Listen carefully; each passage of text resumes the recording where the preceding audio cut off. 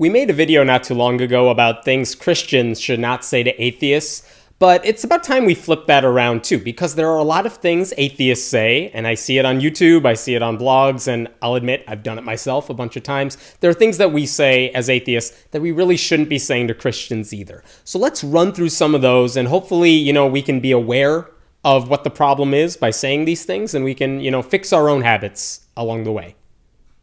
Don't make up simplistic reasons for why they believe.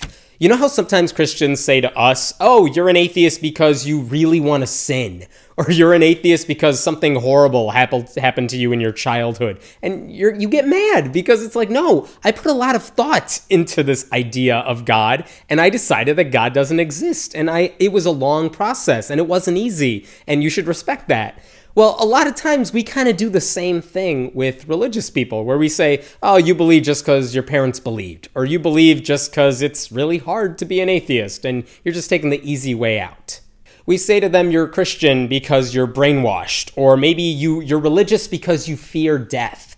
And that's almost as insulting. That is as insulting as the things they sometimes say back to us. And the truth is, that does apply to some people. But certainly most Christians will tell you, no, they believe in God because they put a lot of thought into it, and this is the side they landed on. And by the way, I don't think that means they're right. I think it means we need to really understand what their reasons are for why they believe in God, and then go after those. Let's criticize their faulty arguments, but let's not make the mistake of assuming they believe in God for some really simplistic reason, because we know we'd feel horrible if they did the same thing to us. Don't dismiss religion so casually. We often say, religion is bad. Or Christopher Hitchens' book, said how religion poisons everything. It's like, well, when we think about God and we think about religion, we sometimes think about how the church is anti-choice and anti-sex and anti-gay rights, And for a lot of Christians, though, when they think about church, they're not thinking about those things. They're thinking about their community, and they're thinking about the charity work they do with their church, and they're thinking about all the positive memories they have with the church. So when we just dismiss religion so casually, so easily, because of all the horrible things that religion has done, we got to realize that for a lot of Christians, that's not what comes to mind. They may be aware of the perception of religion. They may be aware that their church is part of the reason people feel that way. But that's not why they attend those churches. Not a lot of even evangelicals are going to church saying, yeah, I really want to stick it to gay people today. No, they're going there because they really feel a sense of belonging and meaning. And if we just want to convince them to listen to us and why we have a better argument, it's not going to happen if we just say your church is bad. Because there are a lot of things their church probably does that are really good. And we need to acknowledge that whenever that's possible. That's why when I work with Foundation Beyond Belief, one of the things we do is we say we should give to one religious charity every quarter because there are religious groups that do amazing things, and let's acknowledge that. Don't assume there's one correct form of Christianity. And I've made this mistake myself many times, but let's be honest here. Fred Phelps and Fred Rogers were both Christians. One of them was a raving anti-gay crazy guy. And then you have Fred Rogers, who's this nice guy you just want to hug because he's amazing and wonderful. And both of them are Christians. And who are we to say one of them's the right kind of Christian, one of them's the wrong kind of Christian? The truth is, when you say Christian, you got to be more specific because it really doesn't describe anybody. You got to explain what you mean by that. I mean, there are evangelical Christians who accept evolution, who support same-sex rights, who believe that women should have the right to choose what happens with their bodies. And they believe that, the Bible it tells a lot of stories. We shouldn't be taking it literally. It's not like Ken Ham has it right and Francis Collins, who accepts evolution, has it completely wrong. That's us saying, oh, you're only a true Christian if you believe in a literal interpretation of the Bible. It's basically the no true Scotsman idea, like, oh, if you're not this type of Christian, you're the wrong kind of Christian. Look, this is a debate they're having in their circles all the time about what is a good Christian or a bad Christian, what's a true Christian or an untrue Christian. Even they haven't figured it out. So for us to just say, oh, you're not a real Christian because you did this and I liked it, that's very dismissive and it's not fair. So let's try to be very specific. When we say we are talking about Christians or we have a problem with Christians, let's try to be specific about who we're talking about. Whether it's, evangelical pastors, whether it's, literalist Christians, fundamentalists who believe in a certain way. It doesn't help to just paint a broad brush over all of Christianity and say this group is right and that group is wrong, because there is no right or wrong when it comes to it. That's kind of the wrong dichotomy to put there. There are some people who are, jiving with reality and some that are far away from it. That's our beef. But for them, they don't necessarily say that one group is right, one group is wrong. So let's not fall into that trap. Don't say religious people are stupid.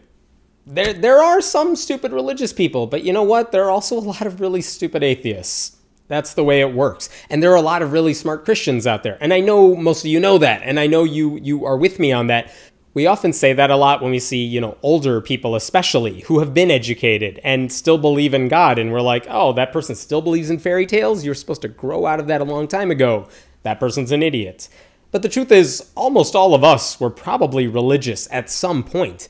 And I know when I was religious and I became an atheist, it wasn't that I became smarter all of a sudden. It's that I just started looking at the world in a different way.